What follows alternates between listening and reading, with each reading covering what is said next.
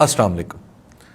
Professor GD. सोंधी यानी गुरु दत्त सोंधी government college Lahore के पहले हिंदुस्तानी प्रिंसिपल थे और इस कॉलेज के साबिक तालिब इल्म भी थे। वो 1939 से लेकर 1945 तक इस इदारे के सरबराह रहे।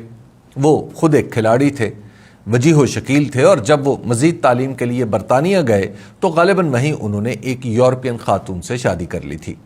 जब प्रोफेसर सोंधी प्रिंसिपल बने तो उनकी दो बेटियां उर्मिला और सोनू भी इसी कॉलेज में पढ़ती थीं। ये ख़ानदान कॉलेज की हुदूद में ही बनी प्रिंसिपल की सरकारी रिहाइशगाह में रहता था, जिसे लॉज कहा जाता था। उर्मिला और सोनू दोनों उस ज़माने में लाहौर की खूबसूरत तरीन लड़कियां कही जाती थीं। ख़ास तौर पर उर्मिला के हुस्न का तो कॉलेज में हर शख्स दीवाना था। वो खुला ज़माना था, बहुत से नौजवानों ने उसकी तरफ पेशकदमी की, मगर बात न बन सकी।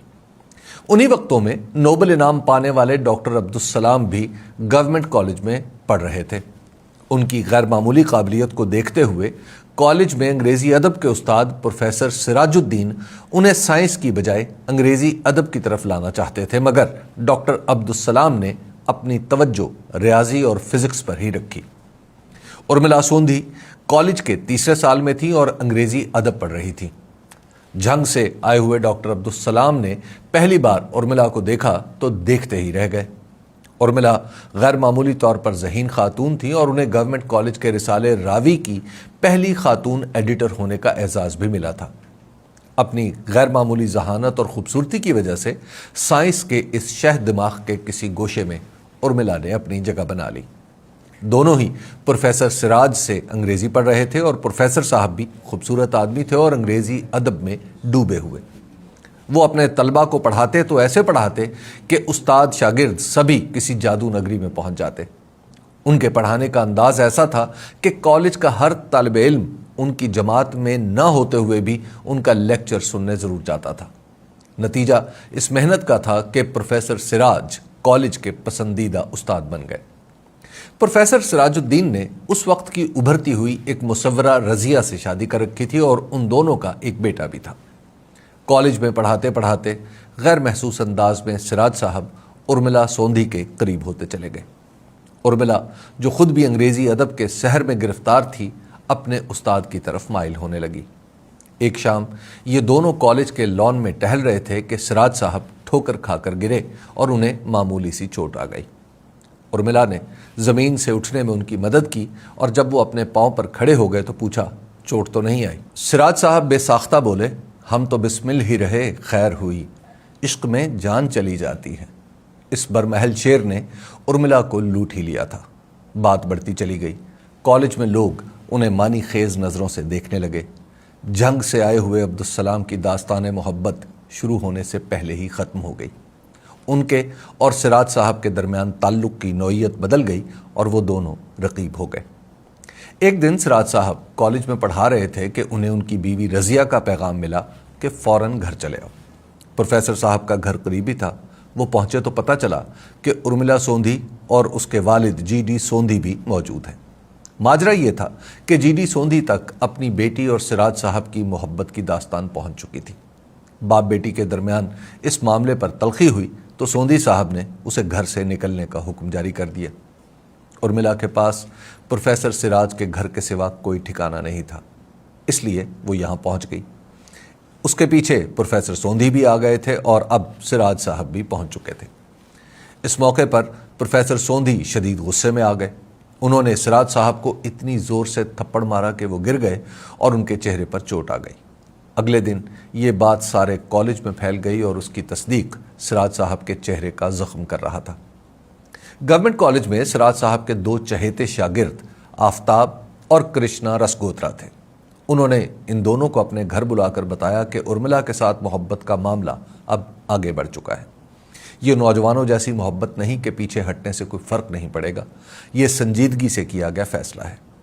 उन्होंने कहा कि अब वो उर्मिला से शादी करना चाहते हैं, जिसकी इजाज़त उनकी बेगम ने भी दे दी है।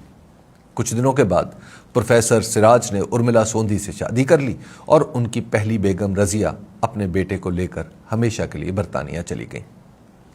1950 में professor Sirajuddin government college Lahore के प्रिंसिपल हो गए और उर्मिला सोंधी ارملا سراج ہو کر ان کے ساتھ اسی گھر میں رہنے لگیں جس میں اپنے والد کے ساتھ رہا کرتی تھیں۔ 1951 میں عبدالسلام برطانیہ میں اپنی تعلیم مکمل کر کے واپس لاہور آ گئے۔ اب وہ بھی شادی شدہ تھے۔ انہیں گورنمنٹ کالج میں ہی ریاضی پڑھانے کی نوکری مل گئی۔ یہاں سے پروفیسر سراج اور ڈاکٹر عبدالسلام کی رقابت پھر سے زندہ ہو گئی۔ پرنسپل کے طور پر سراج صاحب نے ڈاکٹر عبدالسلام کے راستے میں روڑے اٹکانا شروع کر دیے۔ ڈاکٹر صاحب نے برطانیہ میں جو تحقیق شروع کی تھی وہ لاہور آ کر رک گئی، کیونکہ پرنسپل ان کے کام میں رکاوٹ ڈالنے میں کوئی کسر نہیں چھوڑتے تھے۔ آخر کار ڈاکٹر عبدالسلام پاکستان سے واپس چلے گئے اور انہوں نے اپنی تحقیق دوسرے ملکوں میں ہی مکمل کی۔ دلچسپ بات ہے کہ ڈاکٹر عبدالسلام نے بھی دوسری شادی ایک برطانوی خاتون سے ہی کی۔ پروفیسر سراج الدین کے چہیتے شاگرد کرشنا رسگوترا تقسیم ہند کے وقت بھارت چلے گئے۔ وہاں انہوں نے مقابلے کا امتحان دے کر وزارت خارجہ میں نوکری شروع کر دی۔ 1984 میں کرشنا رسگوترا بھارت کے سیکرٹری خارجہ کے طور پر پاکستان آئے تو انہوں نے خاص طور پر لاہور آ کر اپنے استاد سے ملاقات کی۔ اس ملاقات میں کرشنا رسگوترا ان کے سامنے زمین پر ہی بیٹھے رہے، اور جب استاد نے صوفے پر آنے کے لیے اصرار کیا تو کہا، سر ہم اپنے گرو کے برابر نہیں، قدموں میں ہی بیٹھتے ہیں۔ ارملا سراج شادی کے کچھ عرصے بعد لاہور کالج برائے خواتین میں پڑھانے لگی۔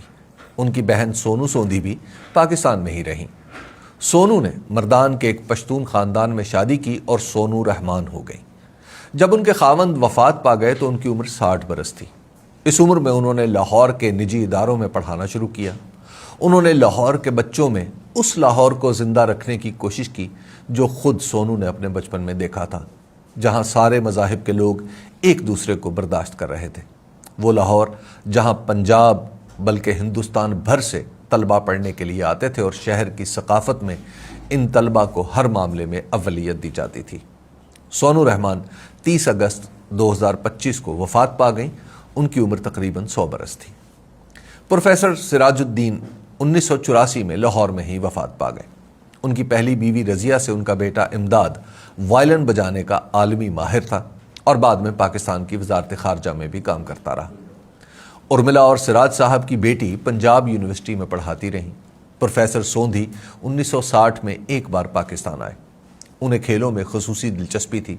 ہندوستان میں انہوں نے ایشین گیمز کے لیے کام کیا اور ایشین گیمز فیڈریشن بنانے میں اہم ترین کردار ادا کیا۔ وہ 1966 میں بھارت میں ہی جہانی ہو گئے۔ اگر آپ کو یہ کہانی بے مقصد لگے تو میں آپ سے معذرت خواہ ہوں۔ خاکسار کو فقط لاہور کی اس خوبصورت یاد کو محفوظ رکھنا مطلوب ہے۔ شکریہ۔